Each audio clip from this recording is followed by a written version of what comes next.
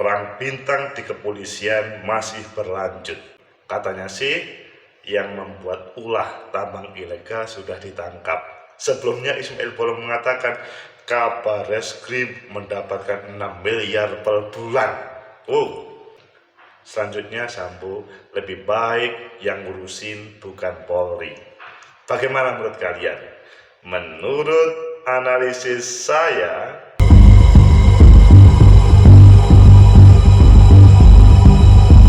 Assalamualaikum warahmatullahi wabarakatuh. Salam sejahtera untuk kita semua. Pecinta masa depan negeri, tegakkan kebenaran, lawan ketidakadilan. Ismail Bolong yang beberapa waktu yang lalu langsung viral.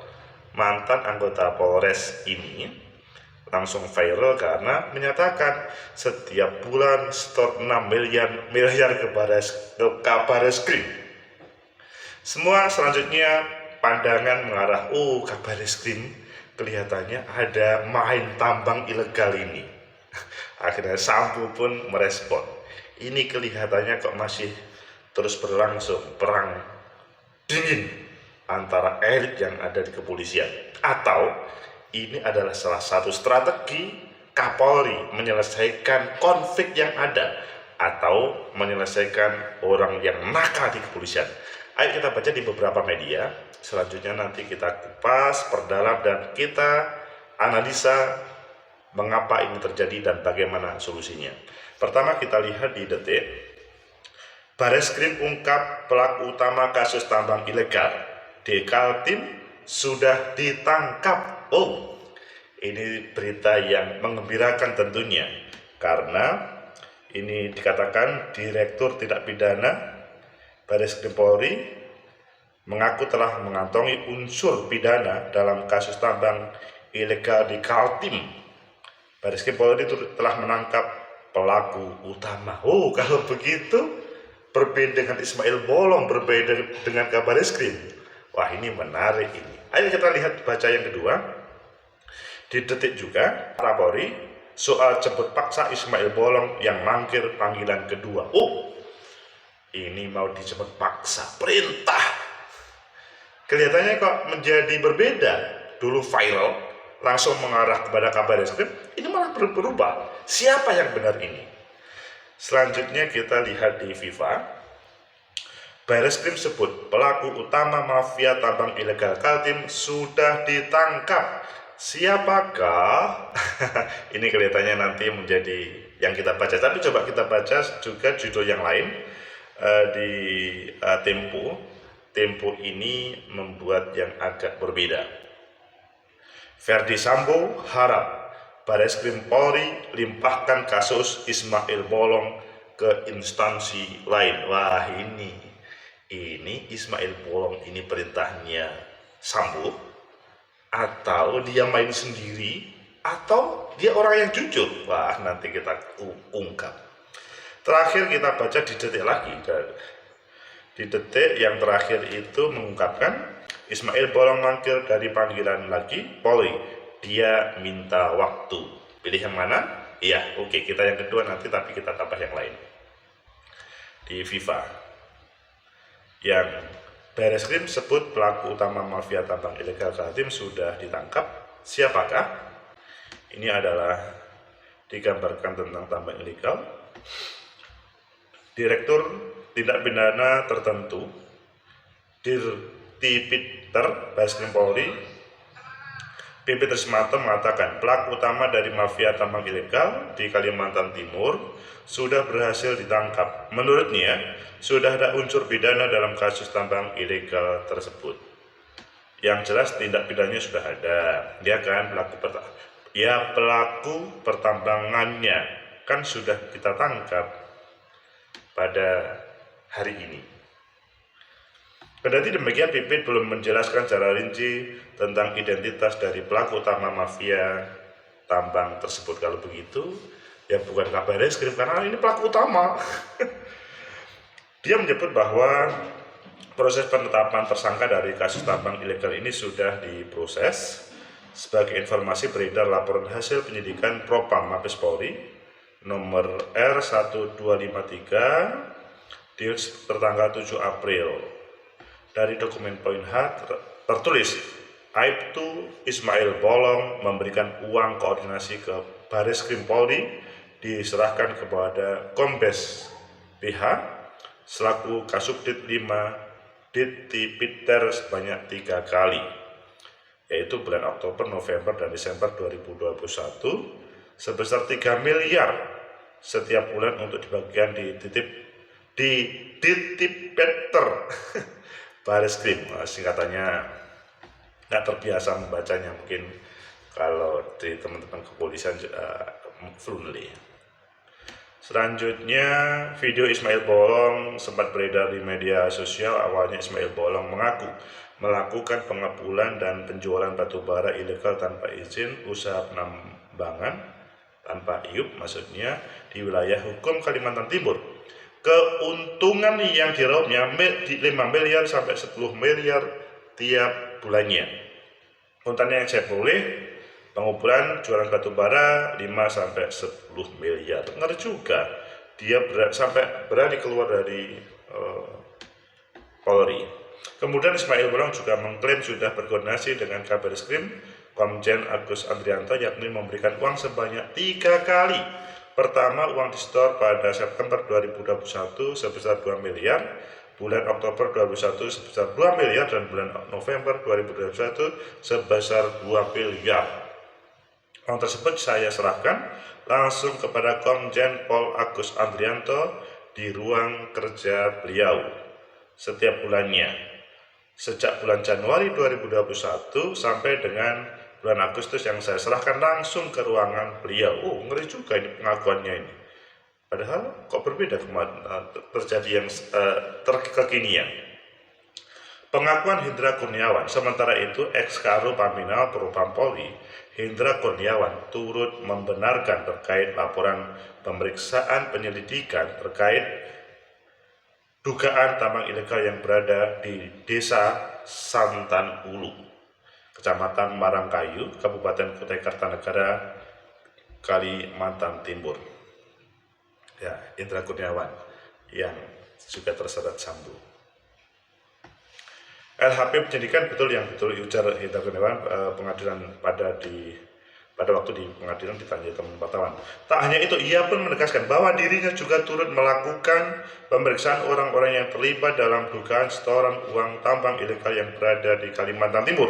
Dalam hal tersebut, Hendra mengaku langsung yang memeriksa orang terlibat dalam tambang ilegal, yakni salah satunya Ismail Bolong. Betul, ya.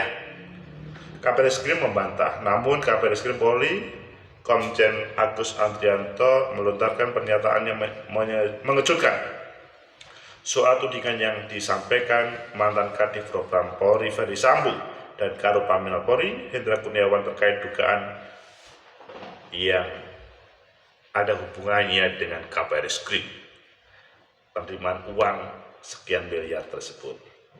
Tak terima disebut begitu, Komjen Agus malah serang balik Ferdi Sambo dan Hendra Kurniawan.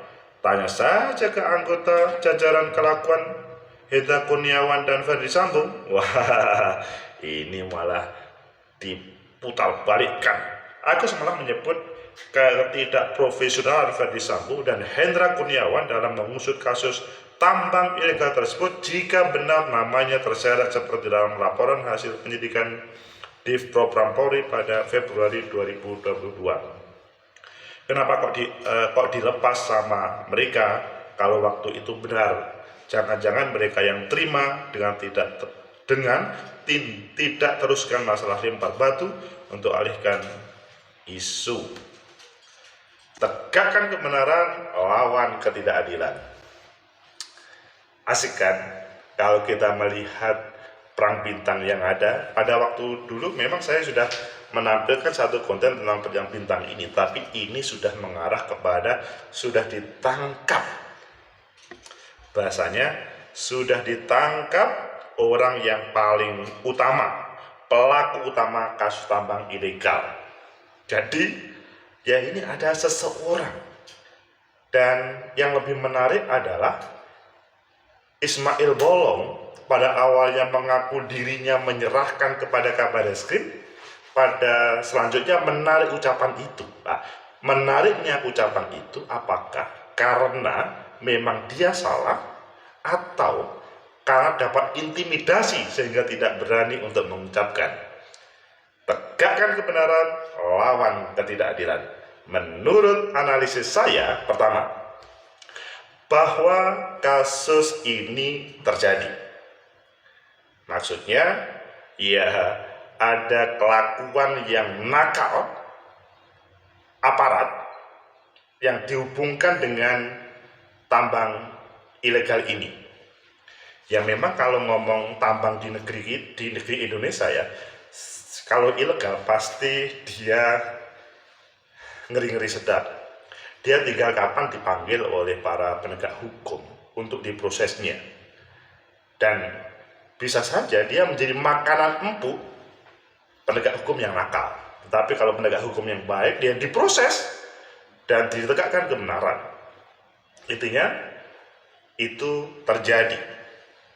Tambang ilegal di Kaltim itu terjadi. Kedua, kalau menurut saya sih terkait dengan Ismail Bolong, itu orang yang masih belum bisa mempunyai pendirian terkait dengan ucapannya tersebut.